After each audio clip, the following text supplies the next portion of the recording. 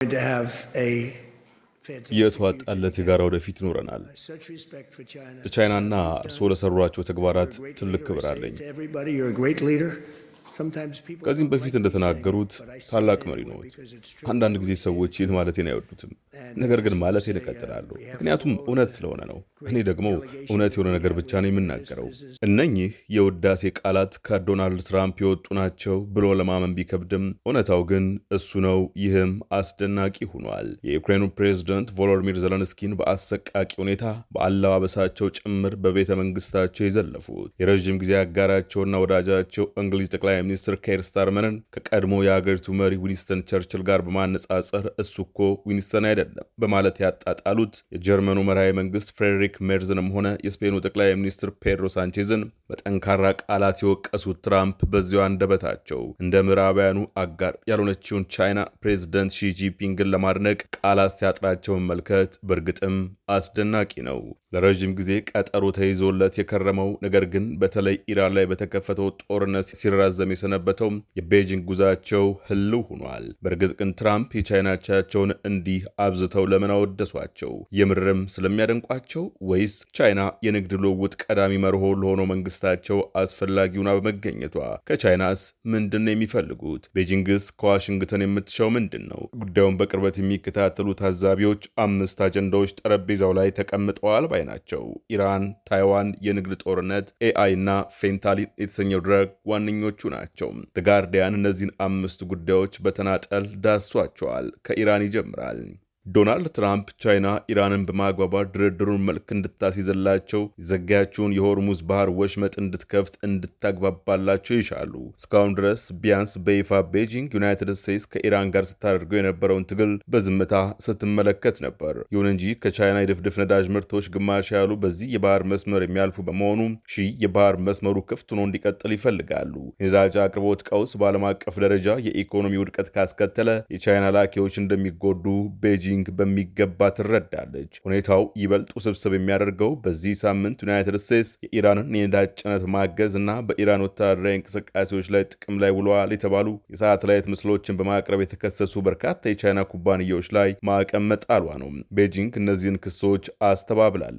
ቤጂንግ በታይዋን ጉዳይ ላይ ዩናይትድ ስቴትስን ለመጫን ከፍተኛ ፍላጎት አላት። ትራምፕ ቀደም ሲል ለደሴቲቱ የጦር መሳሪያ የመሸጥ ጉዳይ እንደሚያነሱ መግለጻቸው ይታወሳል። ቻይና ምንም እንኳን አንድም ቀን አሳረው የማታውቅ ቢሆንም ታይዋንን ግዛቴ ነች ትላለች። ባለፈው ታህሳስ ወር ትራምፕ ለታይዋን የ11 ቢሊዮን ዶላር የጦር መሳሪያ ጥቅል መፍቀዳቸው ይታወሳል። ይህም ለደሴቱ የተፈቀደም ትልቁ የጦር መሳሪያ ሽያጭ ቢሆንም እስካሁን ግን ምንም አይነት ጭነት አልተላከም ወደ ታይፔ። ዩናይትድ ስቴትስ ታይዋንን በተመለከተ የምትጠቀመውን አጠራር ለመቀየር ሊሞክሩ ይችላሉ። የቤጂንግን አቋም ከግምት ውስጥ በማስገባት ዋሽንግተን ታይዋንን አልደግፍም ከማለት ይልቅ የነጻነት ጥያቄዋን እንደሚቃወሙ የሚገልጽ መግለጫ እንዲሰጥ ትፈልጋለች። ታይዋን ሁኔታውን በቅርበት ትከታተለዋለች። ከ2 ሳምንት በፊት የቻይና የውጭ ጉዳይ ሚኒስትር ከማርኮ ሩቢዮ ጋር በስልክ ባደረጉት ንግግር ዩናይትድ ስቴትስ በታይዋን ጉዳይ ላይ ትክክለኛውን ውሳኔ እንድትወስን አሳስበዋል። ትራምፕ ከተቀመጠላቸው እቅድ ውጭ በመንቀሳቀስ የሚታወቁ በመሆናቸው የቀድሞ የአሜሪካ የውጭ ጉዳይ ሚኒስቴርና የፔንታገን ቃል አቀባይ የሆኑት ጆን ኬርቢ በታይዋን ጉዳይ ላይ ሲነጋገሩ እጅግ በጣም ጥንቃቄ የተሞላበትና ትክክለኛ አገላለጾችን መጠቀም ያስፈልጋል፣ ምክንያቱም በግልጽ ለመናገር ጉዳዩ እጅግ በጣም ከፍተኛ አደጋ አለው ሲሉ አስጠንቅቀዋል። ሶስተኛው በጠረጴዛው ላይ አለ የተባለው አጀንዳ ደግሞ አርቲፊሻል ኢንተለጀንስ ኤአይ ነው። ቻይናና ዩናይትድ ስቴትስ በሰው ሰራሽ አስተውሎት ኤአይ ዙሪያ ከፍተኛ ውድድር ውስጥ የገቡ ሲሆን ይህም በአሁኑ ወቅት አንዳች የቴክኖሎጂ የቀዝቃዛ ጦርነት እየተቀየረ ይገኛል። በሚያዝያ ወር ዋይት ሃውስ ቻይና የአሜሪካ ሰው ሰራሽ አስተውሎት ላቦራቶሪዎችን አእምሯዊ ንብረት በሰፊው እንደሰረቀች ቢከስም ቤጂንግ ይህን ክስ አስተባብላለች። በሌላ በኩል ቤጂንግ ዋሽንግተን የኒቪዲያ በጣም ኃይለኛ የሆኑ ማቀነባበሪያ ቺፕሶችን ወደ ቻይና እንዳትልክ መከልከሏ ከፍተኛ ቁጣ እንደፈጠረባት ይነገራል።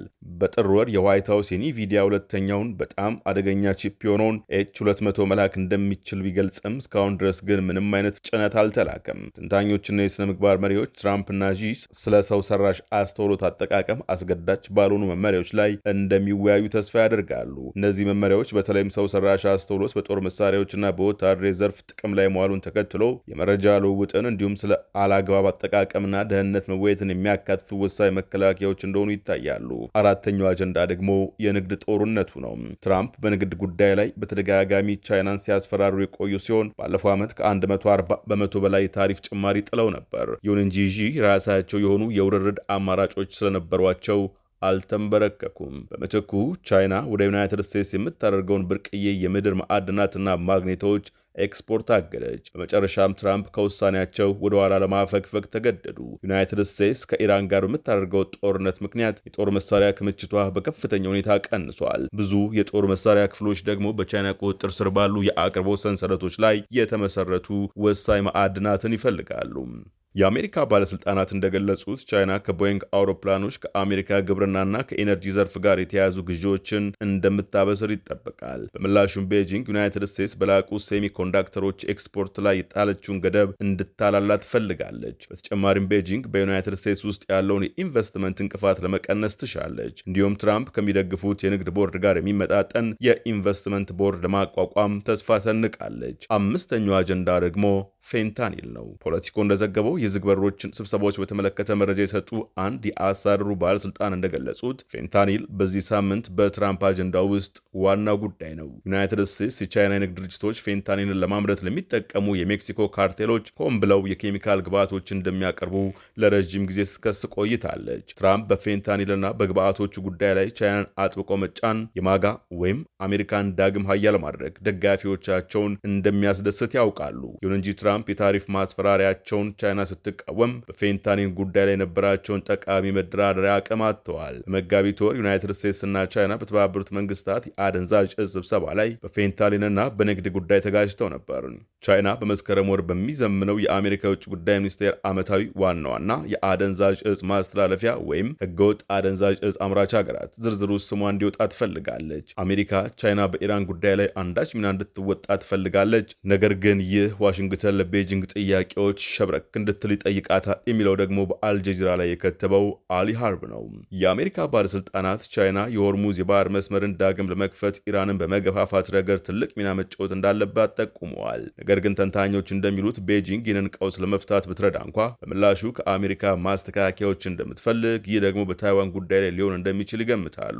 በቦዶይን ኮሌጅ የመንግስትና የእስያ ጥናቶች ተባባሪ ፕሮፌሰር ክሪስቶፈር ሂርሊን በዚህ ስብሰባ ላይ የኢራን ጉዳይ ለሁለቱም ወገኖች ዋነኛው አጀንዳ አይደለም ባይ ናቸው። ሄርሉን አክሎም ምን እንኳን ስብሰባው በጦርነቱ ምክንያት ቀደም ብሎ ቢራዘምም ለቻይና ቅድሚያ የሚሰጠው ጉዳይ አሁንም ታይዋን እንደሆነ፣ ትራምፕ ደግሞ ቤጂንግ ተጨማሪ የአሜሪካ አኩሪ አተር እንድትገዛ እንደሚጫኗት ገምተዋል። ቻይና ከፍተኛ የኢራንና የመካከለኛው ምስራቅ ድፍድፍ ነዳጅ አስመጪ ሀገር በመሆኗ በቴሄራን የሆርሙዝ የባህር በር መዘጋትና በአሜሪካ የባህር ኃይል ኢራን ላይ በተጣለው ከበባ ሳቢያ የሚፈጠረው መተጓጎል በኢኮኖሚዋ ላይ ጫና ሊፈጥር ይችላል። ይሁን እንጂ ሄርሉን እንደገለጹት ቤጂንግ በዚህ ቀውስ ውስጥ ከመግባት ወደ ኋላ ስትል ቆይታለች።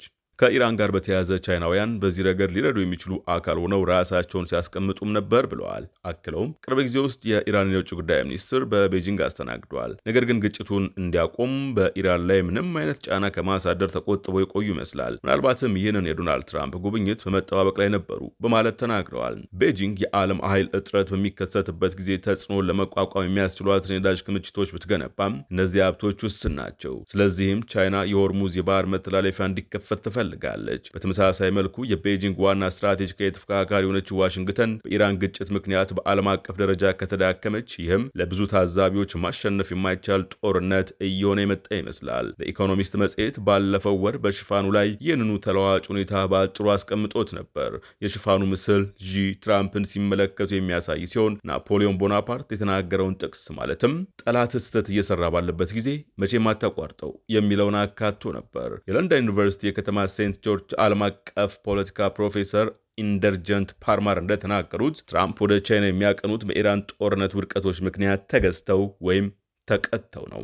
ፓርማር ለአልጀዚራ እንደተናገሩት ስለዚህ ትራምፕ እዚያ እየሄዱ ያሉት በአስቸጋሪ ሁኔታ ውስጥ ነው ብለዋል። የዓለም አቀፉ የቀውስ አጥኚ ቡድን የሰሜን ምስራቅ እስያ ከፍተኛ ተንታኝ የሆኑት ዊሊያም ያንግ እንደተናገሩት ቻይናና አሜሪካ ሁለቱም የሆርሙዝ የባህር መስመር እንዲከፈት ቢፈልጉም ይህንን ግብ ለማሳካት የሚከተሉት አካሄድ ግን አይጣጣም።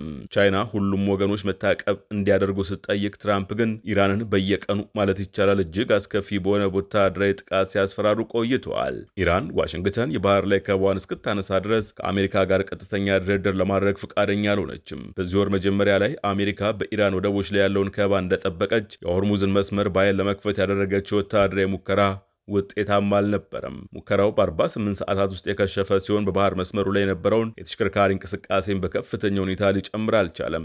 ያንግ አክለው እንደተናገሩት ዋሽንግተን ኢራንን ወደ ድርድር ጠረጴዛ ለመመለስ የቤጂንግ እገዛ እንደሚያስፈልጋት ትረዳለች። ነገር ግን ከበባው እንዲያቆሙ በቀጥታ ከቤጂንግ ድጋፍ መጠየቅ የሚያስከትለውን መዘዝም ታውቃለች። ይህ ከሆነ በሁለቱ ሀገራት የሁለትዮሽ ግንኙነት ውስጥ ቻይና የላቀውን ቦታ ማለትም የመደራደሪያ አቅም እንድትይዝ ያደርጋታል ብለዋል። አከሉም በዚህ ምክንያት ትራምፕ ኢራን የአሜሪካን ቅድመ ሁኔታዎች በግዳጅ እንድትቀበል ለመጫን ሲሞክሩ ቆይተዋል። ኢራን በውላቸው ካልተስማማች የቦምብ ድብደባው እንደገና እንደሚጀምሩ በማስፈራራት ላይ ናቸው። በሚያዝያ ወር ዢ የመካከለኛው ምስራቅ ሰላምና መረጋጋት ለመጠበቅና ለማስተዋወቅ የ4 ነጥብ እቅድ አቅርበው ነበር።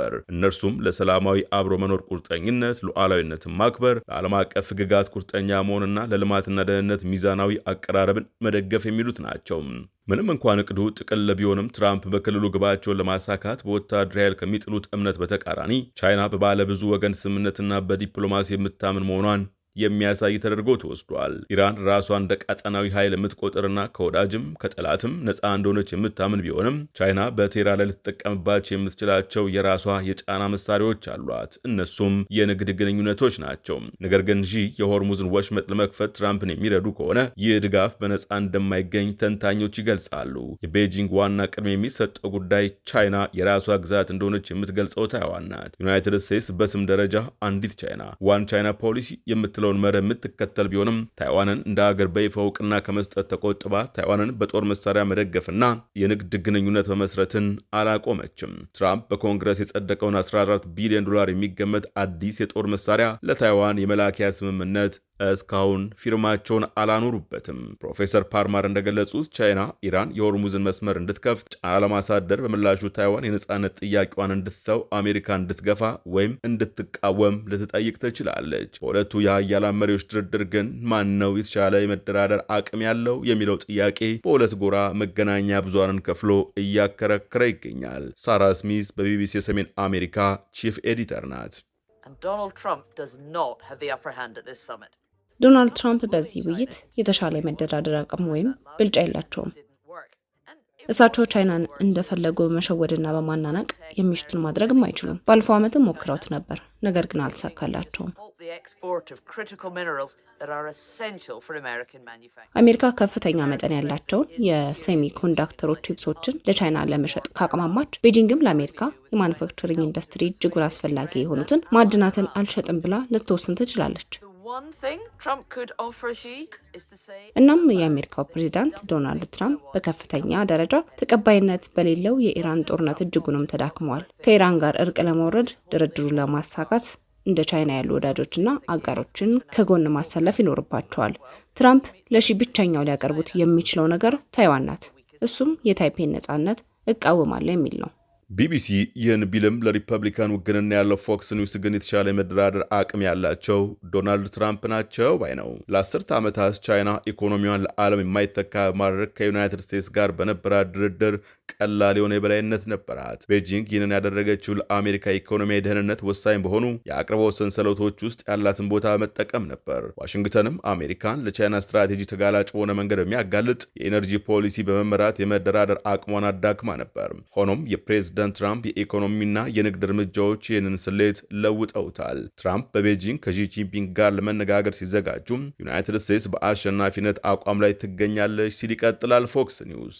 የዚህ ጥንካሬ መሰረት በሀገር ውስጥ የሚገኘው እድገት ይጀምራል። የትራምፕ የቁጥጥር ማሻሻያና የግብር ማሻሻያ አጀንዳዎች ለዓመታት ከቆየው መቀዛቀዝ በኋላ በአሜሪካ ኢንዱስትሪ ውስጥ ኢንቨስትመንትን አነቃቅተዋል። አስተዳደራቸው አምራችና እያደገ ያለ የአሜሪካ ኢኮኖሚ ለሰራተኞች መልካም ብቻ ሳይሆን ዩናይትድ ስቴትስ የቻይና ኮሚኒስት ፓርቲን ጫና ለመቋቋም የሚያስችል ወሳኝ የጂኦፖለቲካ የመደራደሪያ መሳሪያ መሆኑን ይገነዘባል። የቻይና እድገት እየተዳከመ ባለበት ሁኔታ የአሜሪካ ኢኮኖሚ ግን እጅግ ጠንካራ ሆኖ ቀጥሏል ይላል። ይህ ስኬት በከፊል በትራምፕ የሀገር ውስጥ ኤነርጂ ምርትን የማስፋት ጥረት የተገኘ ነው። ይህም ጥሩ ደሞዝ የሚከፈላቸው ስራዎችን ከመፍጠሩን ባሻገር የአሜሪካ ኢኮኖሚ በውጭ የሚፈጠሩ አለመረጋጋቶችን ለመቋቋም የሚያስችል አቅም እንዲኖረው አስችሏል። ከጥቂት ጊዜ በፊት አሜሪካ ለነዳጅና ለተፈጥሮ ጋዝ በዓለም ላይ ጥገኛ ነበረች።